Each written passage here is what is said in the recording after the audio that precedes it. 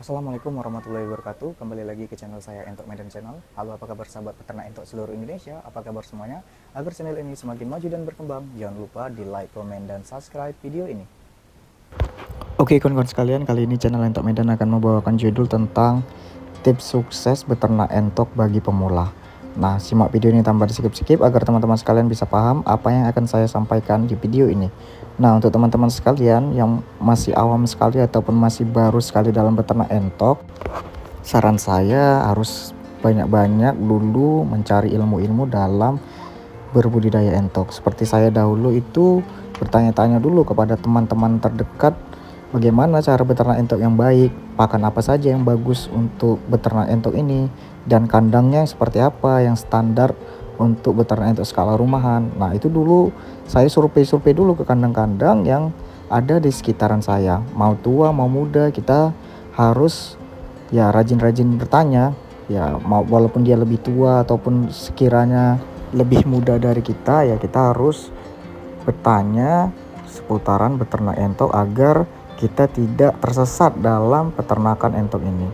Jadi saran saya cari ilmunya dulu, baru kita membeli entoknya. Nah, sebelumnya dalam beternak entok itu kita butuh kandang teman-teman.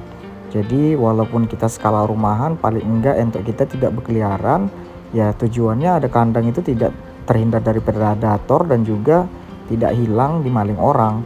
Jadi walaupun entok kita hanya skala rumahan, seperti contohnya hanya 1 ekor basor dan 5 ekor indukan. Nah, kita bisa belajar dulu dari sedikit dulu, jangan terlalu besar-besaran dulu. Ini terkhusus untuk yang masih baru belajar teman-teman. Jadi dia masih belum pernah beternak entok. Jadi awal mulanya itu ya boleh hanya sekitaran 1 ekor basor dan 5 ekor indukan. Jadi ada juga nih kawan-kawan sekalian yang jangan terlampau terburu nafsu. Banyak juga yang memiliki modal besar, lahan yang luas, tapi ya tidak memikirkan panjangnya nanti dalam beternak entok. Dia ilmunya belum ada dan juga masih belum tahu pakan apa yang baik untuk ternak entok. Dia belum tahu juga sistem apa yang akan dipilih. Jadi kebanyakan itu orang membeli basor, indukan, dan dicampur sama yang dere-dere masih umur 1 bulan, 2 bulan, 3 bulan. Bahkan ada dicampur juga dengan anakan entok di usia 1 minggu. Jadi kalau kita masih pemula itu kebingungan. Kalau saya sendiri dulu juga kebingungan. Kalau beternak entoknya indukan, beli lagi nanti ukuran 2 bulan, ukuran 1 bulan, ukuran 1 minggu, karena pakannya itu berbeda-beda teman-teman sekalian, dan juga perawatannya juga berbeda-beda. Karena anakan entok ini tadi kan tidak seperti perawatan entok dewasa yang mana kita beri makan lalu kita lepas liarkan, itu dia sudah baik karena memang sudah dewasa dan ketahanan tubuhnya juga sudah kuat. Berbeda dengan anakan entok yang mana kita harus sering memantaunya. Ya, pemberian pakan, pergantian air minum, pembuatan lampu untuk penghangatnya, kandangnya juga tidak boleh asal-asalan, apalagi untuk di anakan entok. Jadi saran saya sebelum beternak entok itu, sebelum membeli entoknya, kandangnya dulu kita rapikan, kita mapankan, kita buat kandang yang layak untuk entok kita. Paling enggak entok kita tuh tetap stay di dalam kandang dan tidak berkeliaran di luar kandang, kecuali rumah teman-teman sekalian itu masih di daerah perkampungan yang masih luas halamannya, itu boleh dilepas asal memang sering kita pantau dan juga tempatnya tidak rawan hilang. Jadi untuk kawan-kawan sekalian, dalam proses pembelajaran kandangnya dulu dipersiapkan, tempat makannya, dan dulu juga saya gitu, tempat makannya belum ada tapi saya udah beli entoknya. Itu salah besar memang dulu saya, salah setting.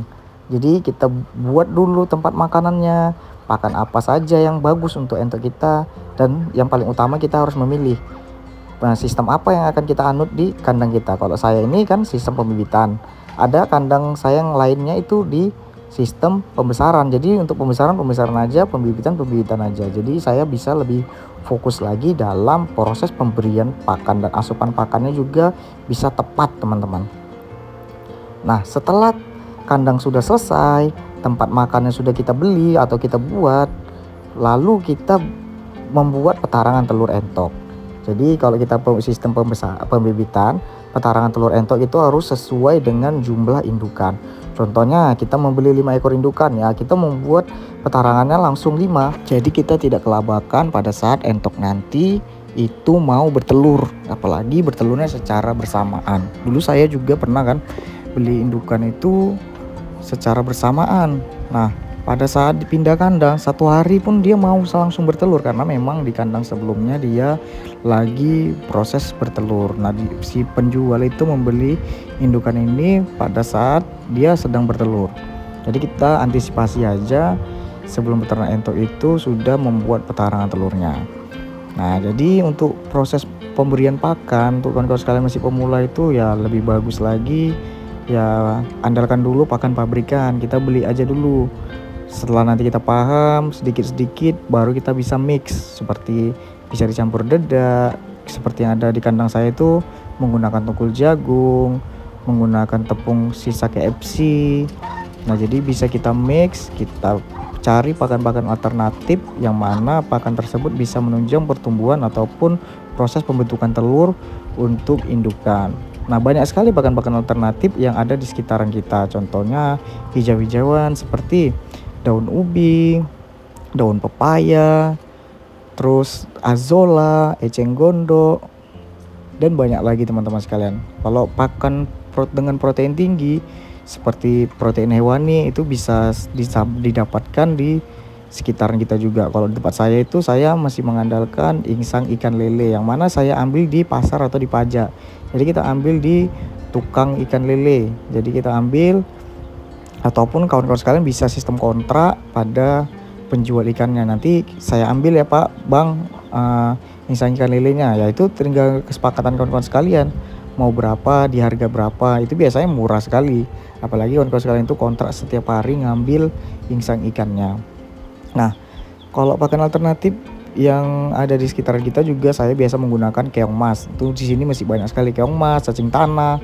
Itu kalau saya ada waktu luang atau waktu senggang itu saya nyari teman-teman sekalian. Bekicot itu sangat baik sekali untuk proses pertumbuhan, pembesaran anakan entok, dan juga untuk indukan. Dia itu kalau udah makan keong mas, telurnya itu bisa banyak sekali teman-teman sekalian.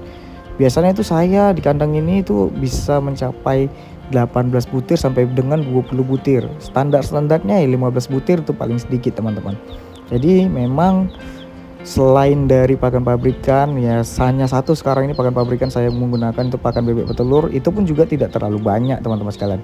Jadi hanya sedikit saja untuk rangsangan agar indukan entok ini cepat bertelur saja. Jadi memang pakan di kandang ini pakan pabrikan hanya pakan bebek petelur. Selebihnya saya menggunakan pakan-pakan non pabrikan agar menghemat biaya kos pakan yang ada di kandang. Nah, setelahnya untuk perawatan indukan tadi kawan-kawan sekalian itu bisa memberikan jejamuan, paling enggak itu 1 minggu sekali. Tapi untuk di kandang saya bukan hanya jejamuan saja, itu saya menggunakan vaksin teman-teman sekalian. Karena memang awal mulanya dulu saya nggak vaksin, hanya mengandalkan jejamuan. Ya, itu pernah terjadi tragedi tuh di kandang saya, terkena virus mata biru. Jadi itu saya kalau nggak salah itu pernah itu terkena virus mata biru itu ada 2 kali. Tapi semenjak saya menerapkan vaksinasi itu per 6 bulan sekali saya vaksin. Kalau untuk entok dewasa saya suntik, kalau untuk anakan entok itu saya vaksin tetes. Oke, saya rasa paham ya kawan-kawan sekalian dari video saya tentang tips beternak entok bagi pemula. Jadi, kawan-kawan sekalian, saya ucapkan terima kasih. Assalamualaikum warahmatullahi wabarakatuh.